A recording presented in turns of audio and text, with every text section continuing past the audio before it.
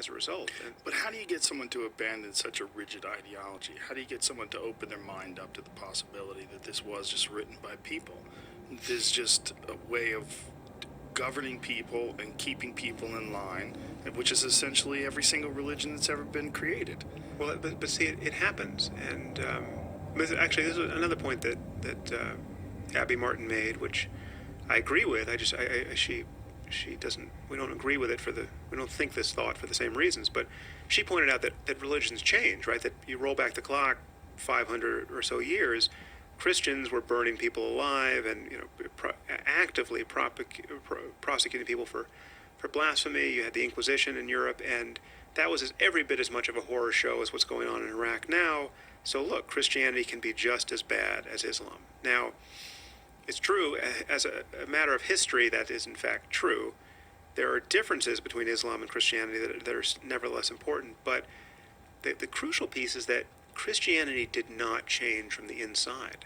Christianity got hammered from the outside by a renaissance and, a reformation initially, which was bloody and horrible, but it got hammered by the forces of a scientific revolution and an attendant industrial revolution and capitalism and the rest of culture that didn't want to be shackled to theocracy for very good reason, right? And so, once you have a real science of medicine, you don't have to ask the priest why your child is flopping around on the floor, and when the priest diagnoses it as demonic possession, you don't take it seriously, right? You now have a neurologist to talk to. There's progress made outside of religion, which propagates back to religion and applies a lot of pressure to it.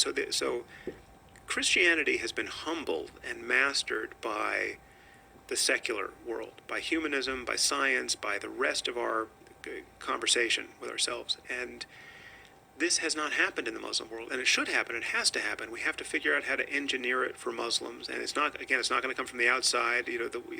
Non-Muslims are not going to force it on Muslims, but we have to support the genuine reformers and the people who are fighting for the rights of women and gays and free thinkers in the Muslim world. And the horrible thing is that the liberals on our side don't do that. The liberals on our side criticize people like me and even Ayaan Hirsi Ali, a former Muslim who's been hunted by theocrats, right?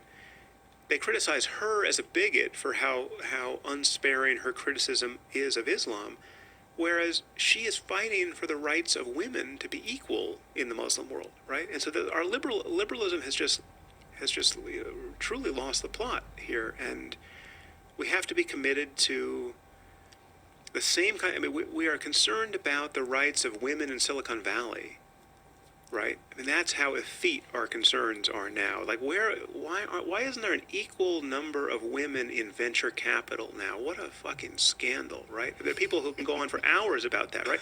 I'm not saying it's not a potential scandal. Great, let's talk about that scandal. But let's talk about the fact that, girls 6 years of age are getting clitorectomies by barbarians in septic conditions, and everyone around them thinks it's a good and necessary thing, right?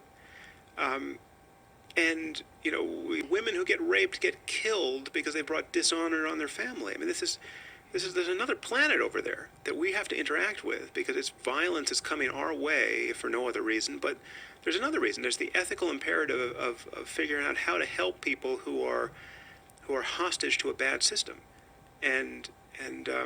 So let's be for women's rights globally. But what does that look like? That looks like a rather staunch criticism of the way women are treated under Islam. There's a lot